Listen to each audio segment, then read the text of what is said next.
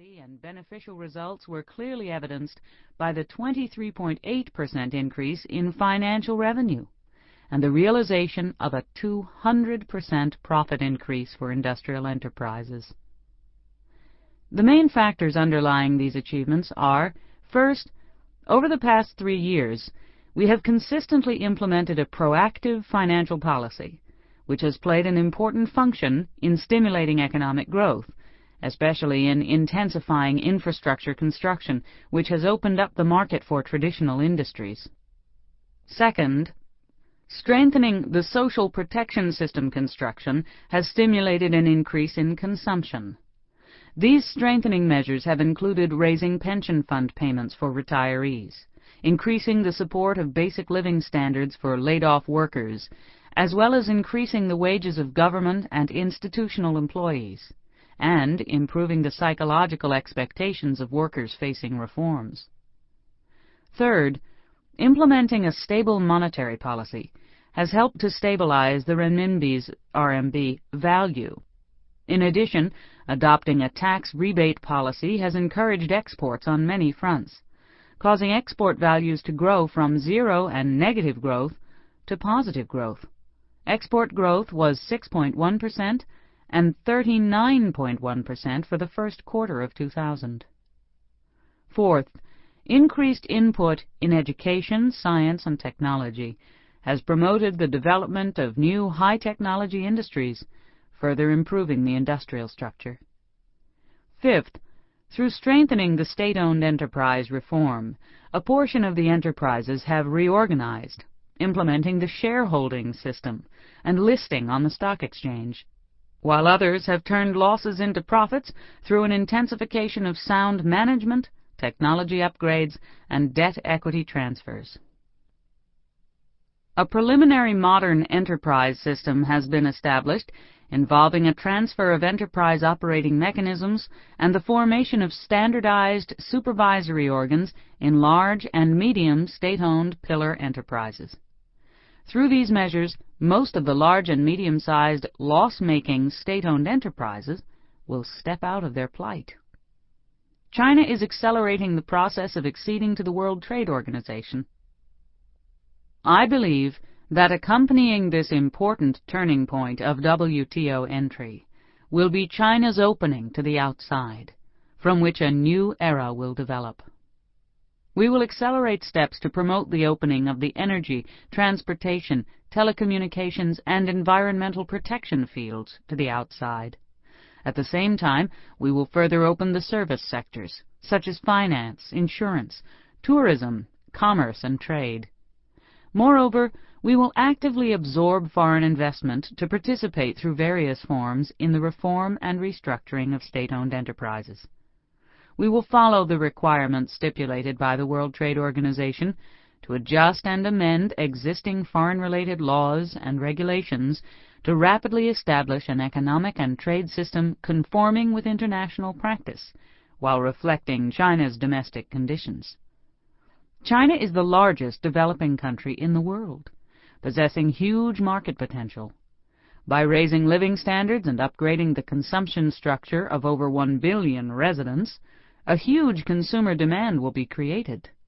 Large-scale infrastructure construction, industrial structure upgrades, and development of the western regions will certainly bring about the need for even greater investment. Over the coming 10 years, China's GDP is expected to grow at an average of 7% per year, fixed asset investments to grow at an average of 10%, and total imports to exceed $2 trillion US. The tremendous commercial opportunities that will be China's in the future belong not only to Chinese entrepreneurs, but to far-sighted and daring entrepreneurs from all over the world. Expanding China's market will be an important element in promoting world prosperity. We warmly welcome and anticipate entrepreneurs from all countries in the world and international investment institutions to come to China and establish businesses. Hand in hand we shall march together toward a brighter future. As a member of the Asian community, we pay very close attention to Asia's economic stability and development. China's economic development is inseparable from that of the rest of Asia. The prosperity of Asia, in turn, requires China. Over the past decade, the Asian economies grew rapidly, causing our region to become one of the most vibrant in the world. We are pleased to note that the Asian countries which suffered the impact of the Asian financial crisis are undergoing an economic revival. The Asian financial crisis has left us with an important lesson, that is, the need to prevent financial risk and prevent overspeculation through establishing a sound, highly efficient, and secure financial system.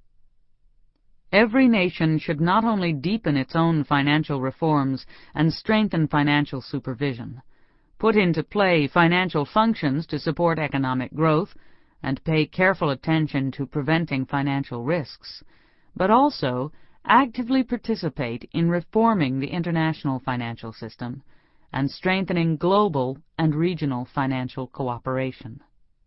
I believe that the Asian economies will certainly be able to adjust and perfect their own development models, becoming reinvigorated, and moreover, taking a more important position in the global economic structure of the new century. I can say with full confidence that the future of Asia's economy will be bright. Introduction. The Century Ahead. Beijing, October 1st, 1999. A heavy rain had poured from the sky the night before. By dawn the rain had stopped. Mist evaporated quickly against a sharp autumn wind. As I arrived in Tiananmen Square to attend celebrations for the 50th anniversary of the People's Republic of China, the sun had already pierced through clouds overhead. Red flags flew from the mammoth buildings, the Great Hall of the People, the Museum of Revolutionary History, lining the square. It promised to be a bright, sunny day. Crowds of organized students had gathered, dressed in a pageant of colors. Red banners flapped in a pungent autumn wind. The first thing that caught my eye above the brightly dressed masses forming on the vast expanse of Tiananmen Square were two large white-lettered red signs flanking the portrait of Sun Yat-sen, the leader of the 1911 revolution and in turn founder of modern China. By tradition, the portrait of Sun Yat-sen faces Mao Zedong's own portrait over Tiananmen Gate, eye to eye across the square every October 1st. The wording on the red signs, however, can change depending on the political wind. I looked for changes. "Congratulating the People's Republic of China on the 50th anniversary of its establishment," read one sign.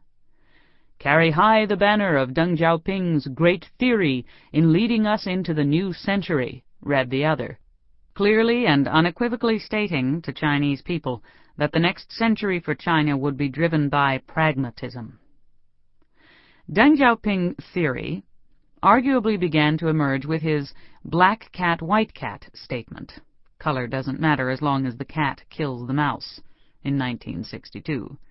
It was crystallized at the 13th Communist Party of China (CPC) Congress in 1987, when Deng explained that China is not a communist but rather a socialist country, and moreover only in the first stage of socialism, adding that the first stage will take a relatively long period of time. Deng Xiaoping theory fully came into its own during his Southern inspection in 1992, when he demanded, to the chagrin of more conservative planners, faster growth and more open reforms, coining the phrase socialist market economy with Chinese characteristics. For Chinese looking across the square on the PRC's 50th anniversary, wondering what the next 50 years may hold, that simple sign about Deng Xiaoping theory said a lot. Like most Chinese events, National Day, the PRC's 50th anniversary, was laced with symbolism. The symbols on this occasion were clear, almost concise. As the celebratory events unfolded through the lens of China's official media, most Chinese observed the symbols and searched for messages that would affect their lives in the months, years, and decades ahead. While the military review and State Chairman Jiang Zemin's speech were the focus of Western